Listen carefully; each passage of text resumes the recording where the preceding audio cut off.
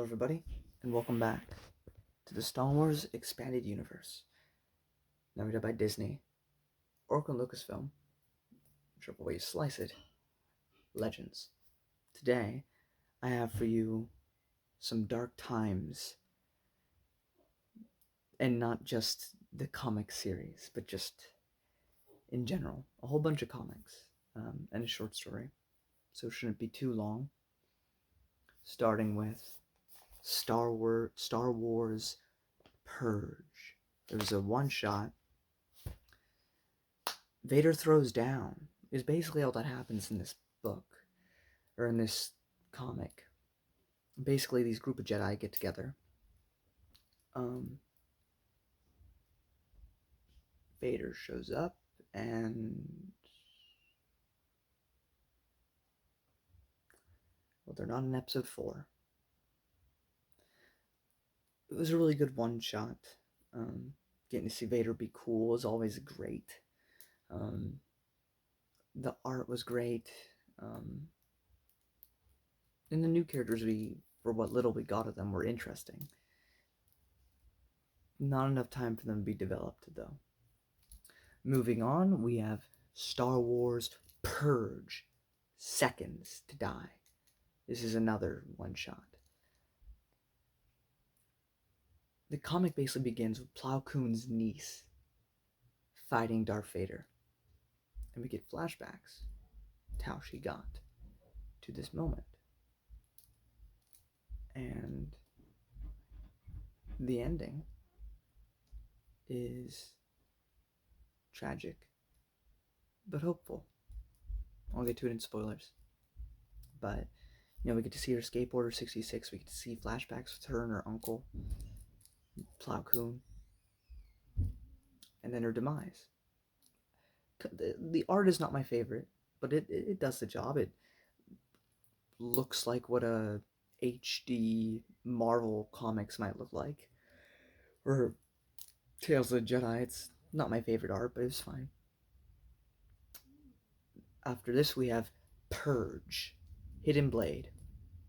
This has some of my favorite art. This is like the painting type art. We'll see it again when we get to the Boba Fett Blood Ties comic. There was another one that was similar to this with Yoda. There's a single one-shot for Yoda during the Republic comics. But that wasn't dirty paint. It was either paint or computerized, but it's similar to that. But I really dig it. I really, really like that art. Basically, Vader's just trying to find this Jedi on this planet and kill him. And Palpatine's like, you gotta focus on the goal at hand. And Vader's consumed by rage. He successfully kills the Jedi, of course, but in doing so, he fails to accomplish his mission. In fact, actually messes up his whole base of operations because he was too focused on the Jedi and not what he was supposed to be doing. And Palpatine was disappointed in him. The story is nothing crazy, but the art is beautiful. The atmosphere you get from it is also wonderful, and it's just awesome to see Vader throw down. Then we have Purge, Tyrants, Fist. I also don't really care for the art. The story's fairly good. We have a couple nice Imperial officers. There's this one female who's actually seems like a genuinely nice person, but she works for the Empire and she has no issues with that. Unlike the last issue where Vader let his rage consume him, in this one he's methodically planning out something to work to his benefit. On this planet, there's one Jedi who's helping form a resistance against the Empire, and that's a no-go. So instead of just going in and killing the Jedi, he decides, I'm going to make it so that for all future generations on this planet, they will forget that the Jedi are even a thing. And those who do remember will remember that this Jedi was shamed right in front of them and humiliated, and that there's no hope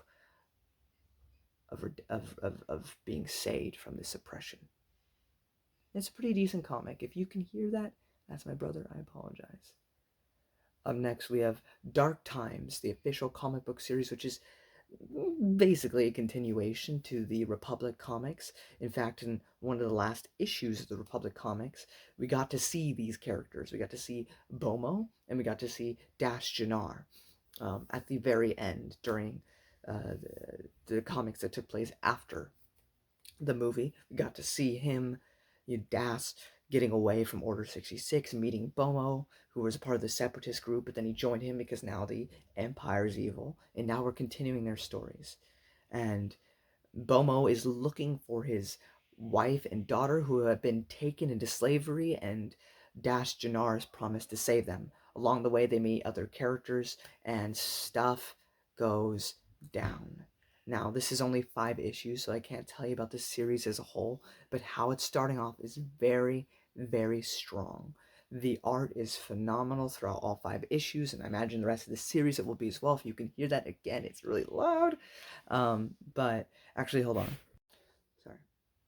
They have some phenomenal moments also with Vader, which is really, really good. And it's fantastic. And I'm excited to see what else goes down with that. Um, but yeah, phenomenal. Without getting into spoilers, it's great.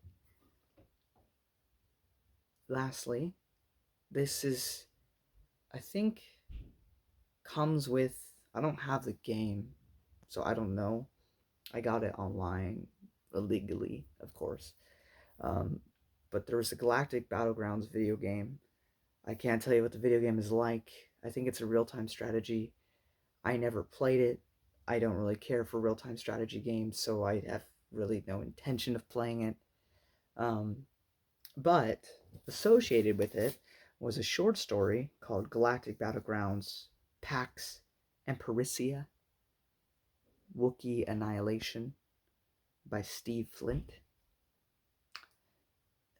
You don't need this in your expanded universe journey. You're missing nothing by reading it. Seems like the Empire goes back to Kashyyyk a lot. I guess because it's hard to make Wookiees comply, because there'll be multiple times where the Empire has to go back to Kashyyyk because the Wookiees just don't care. But basically, I was a bit confused. This was written in 2001. So this would have been after episode 1, but before episode 2 it officially came out.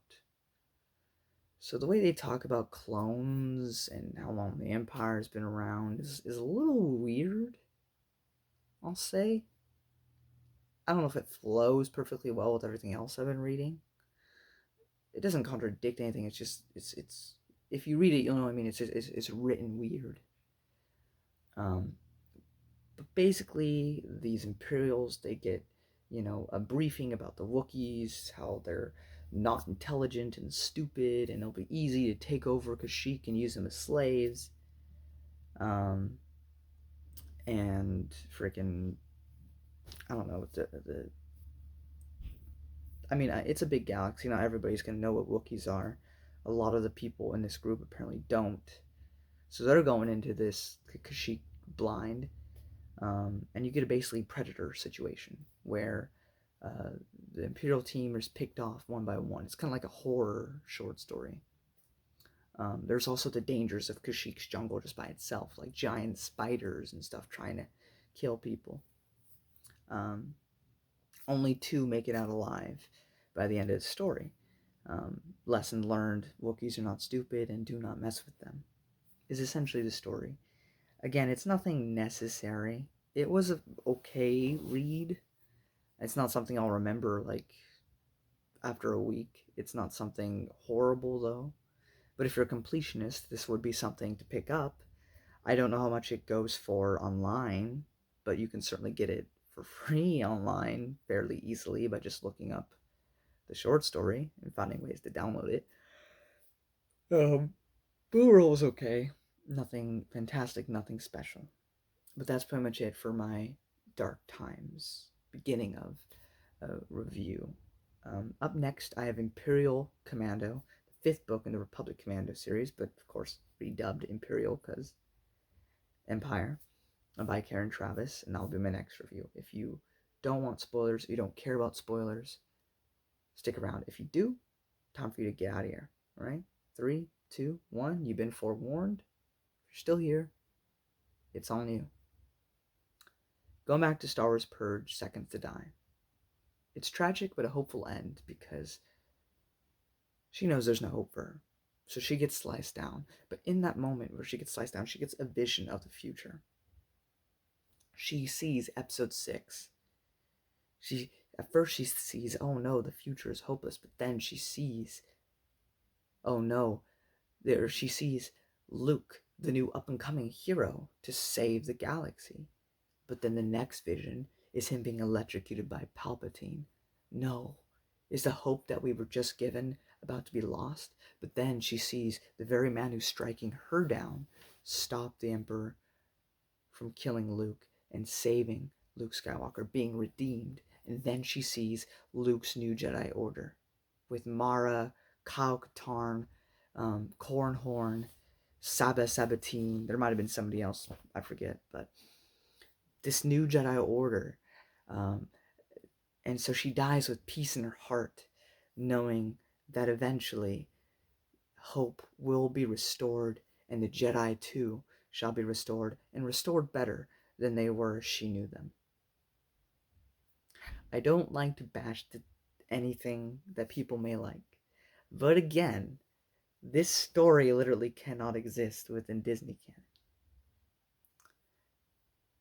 Because the future doesn't end in that hopefulness. You can only have that poetic ending to a comic with that hopeful future in mind.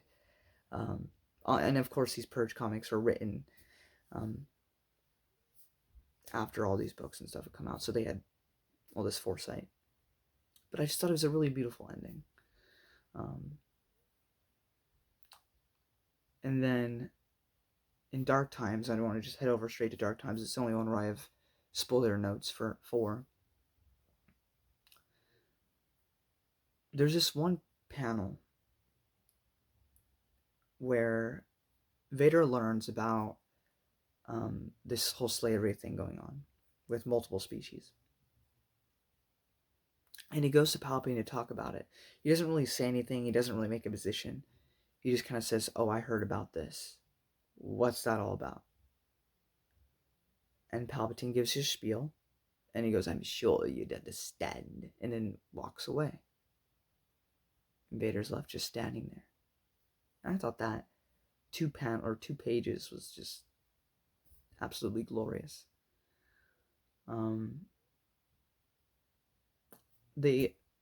Our heroes originally go to save both the wife and daughter. We find out that the wife was shot down trying to stop her daughter from being taken into slavery. So Bomo has to deal with the fact that his wife's dead, but he still has his daughter, and that's all the hope he has left. So he declares that they must go and rescue his daughter. They eventually find who took his daughter, and he asks, where is she? And the guy says she's already gone. Oh my god. And in the previous panel, the guy had finished up his dinner. Now, just like you, I thought, why does that matter? I didn't think that at the time. I just thought, oh, okay, it's just, something he was doing when everyone showed up to interrogate him. But there is a very specific reason for that panel, because he tells Bomo, I bought her, and then I ate her. I prepared her, I cooked her, and I ate her. Which was just really dark. And Bomo is devastated. Dash Janir, who's been forsaking a lot of his Jedi vows, kills him. Bomo gets mad at him for not allowing him to have the vengeance. And the 5th issue ends. This series gets dark. And I've heard it only gets darker. Which makes sense. After all, this is the dark times. So what else will happen to our champions? To our heroes that we follow during the dark times? Obviously, they won't be in episode 4. Do they go into hiding? Do they die? I guess we'll find out together. And that's pretty much it, guys. As I said before, up next, Imperial Commando by Karen Travis. Till then.